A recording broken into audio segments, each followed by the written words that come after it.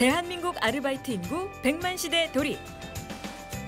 등록금에 생활비에 아르바이트 없이 생활을 유지하기 힘든 청년들도 많죠. 공부하면서 일하는 거 참 힘든데 고달픈 청년들을 더 지치게 하는 건 열악한 근로 환경입니다. 휴식을 보장하지 않거나 마땅히 받아야 할 주요 수당을 주지 않는 부당한 일은 빈번하게 일어나지만 상대적 약자인 청년들은 꾹 참거나 아르바이트를 그만두는 것밖에 할 수 없습니다. 저의 의견에 동의 없이 맘대로 이렇게 바꾸는 거예요. 저는 그 사람들이 요구한 시간에 그냥 나와야만 하는? 근로계약서 자체에 대해서 생각해 본 적도 없고 써야 되는지도 몰랐어요. 어렸을 때라고 한 달치 월급을 못 받았죠.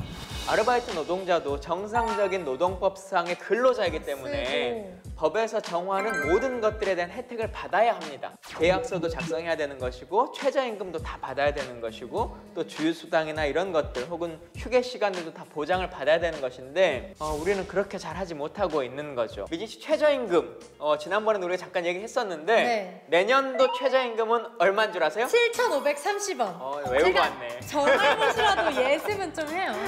그래요. 네. 7,530원이라고 하는 돈은 어떠한 일을 하든지 간에 그리고 내가 누구인지 간에 최소한 근로를 하면 이 정도의 돈은 받아야 된다라고 하는 돈이거든요. 네. 그래서 이 돈을 받지 못한다라고 하면 분명히 이의 제기를 하셔야 됩니다.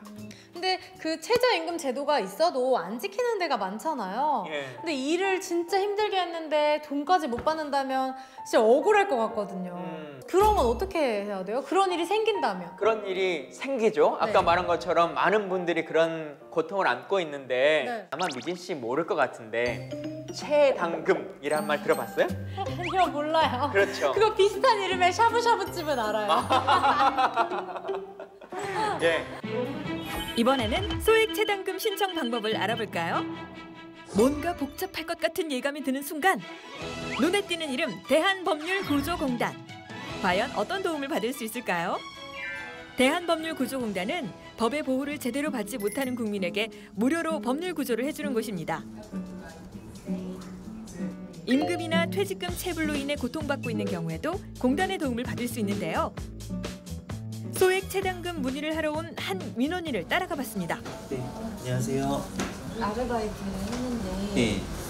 월급을 좀 못 받아가지고 네. 소액체당금 신청을 하러 왔거든요. 그러세요? 그러면은 그 체불임금 등 사업주 확인서 발급 받으셨나요? 체불임금 등 사업주 확인서. 소액체당금 신청 시 꼭 필요한 서류인데요.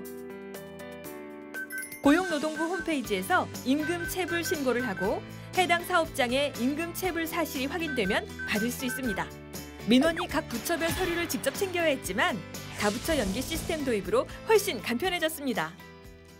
소액체당금을 받기 위한 소송은 법률구조공단의 담당 변호사가 처음부터 끝까지 책임집니다. 면담 신청도 언제든 가능하다고 하네요. 관공서를 방문하는데 너무 두려워하지 마시고요. 노동청을 방문해 주시고 그리고 나서 민사소송 의뢰하실 때는 저희 법률구조공단을 방문해 주시고 이렇게 2번 정도 시간 내주시면 틀림없이 지급받지 못한 임금 또는 퇴직금을 받으실 수 있습니다. 임금 체불로 혼자서 끙끙 앓지 말고 더 간편해진 소액체당금 제도 이용해보세요.